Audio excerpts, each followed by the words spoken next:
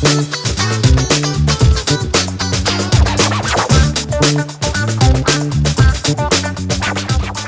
Hill here again, and welcome to another lesson. You guys have been practicing really hard, and I know that you've been making some progress over these last few weeks and maybe even months, and I want to thank you for tuning in and really working hard and getting better with me. Okay? So I hope that you've gone back and maybe reviewed some of the previous lessons too, because sometimes there might be something in those lessons that you didn't notice the first time that was a little nugget of information that was worth checking out.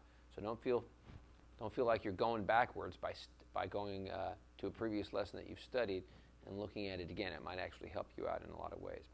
So in fact, what we're going to do today is going to start off the lesson is to take a concept that we studied before, but put a different rhythmic slant or angle on it. And that's the idea of playing thirds, diatonic thirds, for technique and for warm-up and for building facility on your instrument. So normally when we've played thirds, we probably played them like this, right?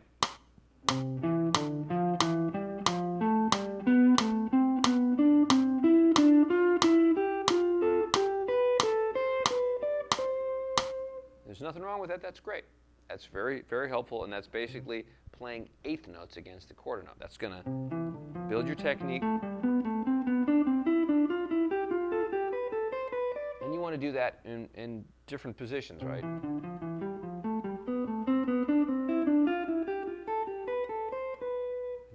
even down here. So I hope you've been working on that in other patterns. But here's something that you might not have thought of. Instead of playing the eighth notes like that,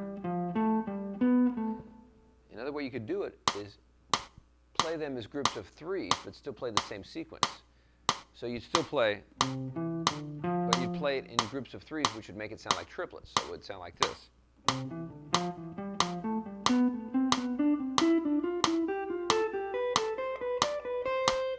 Okay? So we might have to slow that down to get through that for you guys. But it's just another way of playing something. And sometimes it's interesting to do something that normally you would feel in twos and fours, and you break it up and you play it in threes, and it offsets the rhythm.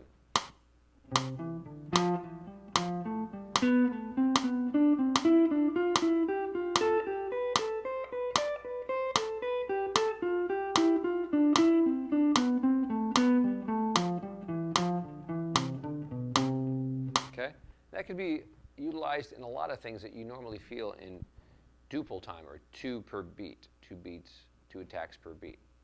Okay, so you're still playing, right? But 1 and 2 and 3 and 4 and 5, and if you play that with strict alternate picking, you'll find it sort of feels different now, because even though you're playing the same notes, the upbeats and downbeats occur in different spots. 1 and 2, there's the downbeat of 2, and I'm playing it as an upstrut.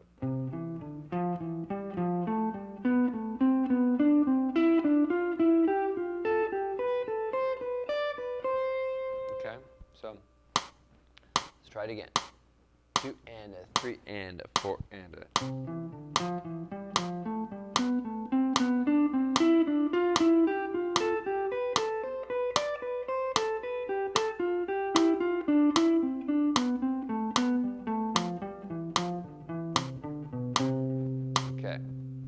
that's an interesting thing, and it's good to practice as a variety of practice a variety of technique exercises. I hope you're still working on the previous one. I know you're working on those. I'll come back and check those in another lesson. Okay, but let's do that same triplet exercise, but let's do it with the pentatonic sequence now. Okay, let's go down to A minor pentatonic. And let's find one of the sequences that we've done before. I believe we've done a group of 4.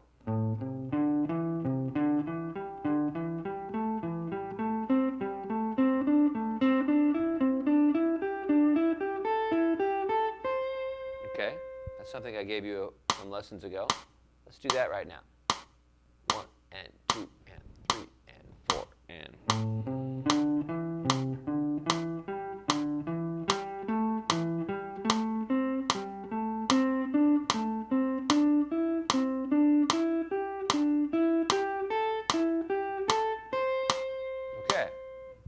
We pretty much know that one, right? I'm sure you've been practicing that. But let's say if we did it in triplets again.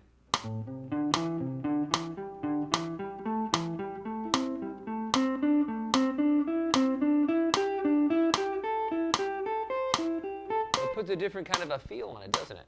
Because now you're feeling threes inside of the group of two, or group of four actually, right? So it offsets the melody.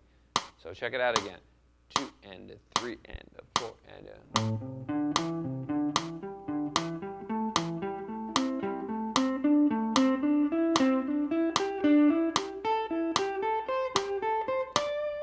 So you might want to kind of make a point of accenting every 4, so you can go like this.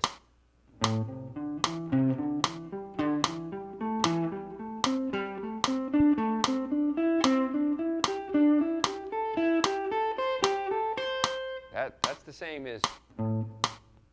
the same as,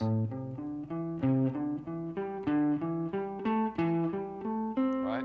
But because you're accenting every 4th note when it's a triplet rhythm,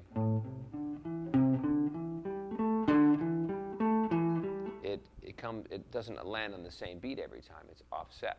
So that's kind of a cool thing to do too. Do your groups of 4 in major scales and pentatonics, but do them, practice them in a triplet grouping, and you'll find that that gives you some different challenges, not only for your right hand, but for your left hand, and just for your whole sense of time. All right, we're gonna take a break here, and then we're gonna go back to the board.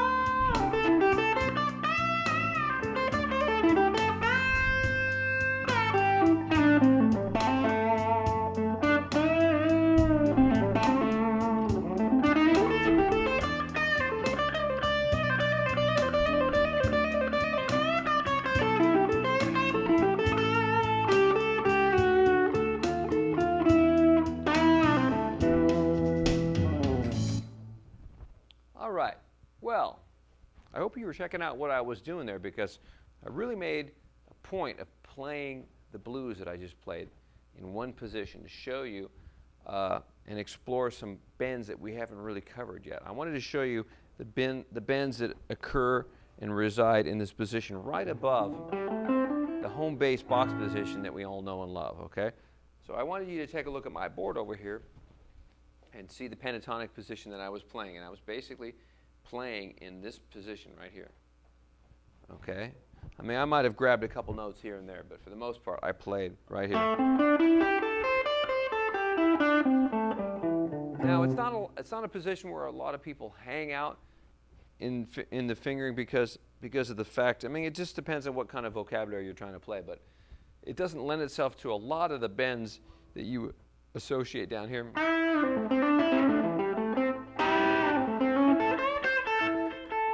Right? It's not as, there's not as much bending facility there, but it doesn't mean you can't use it. So I wanted to show you some of the bends that I was using here. But first of all, let's make sure we got the pattern down. Let's start from the root here and play up and down the pattern. 3, 4.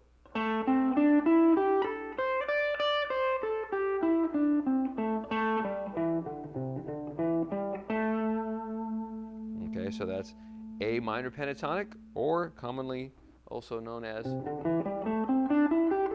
C major pentatonic, but we're going to call it A here today.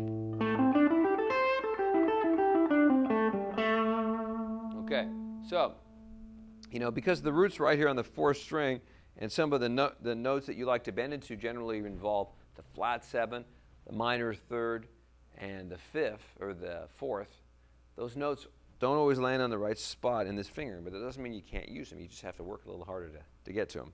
So, for example, here's the 4th degree of the scale. And that's not too bad, really. You've got a strong finger that you can work that one with.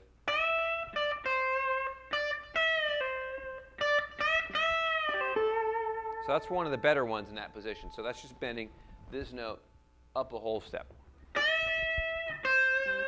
That's a real bluesy kind of sound.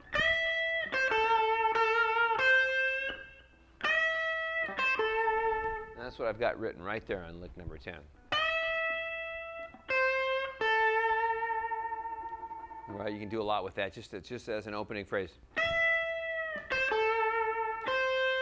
Some people like to take even the root right here and bend it up just a little bit to create a kind of a major minor sound. Listen to how that would sound.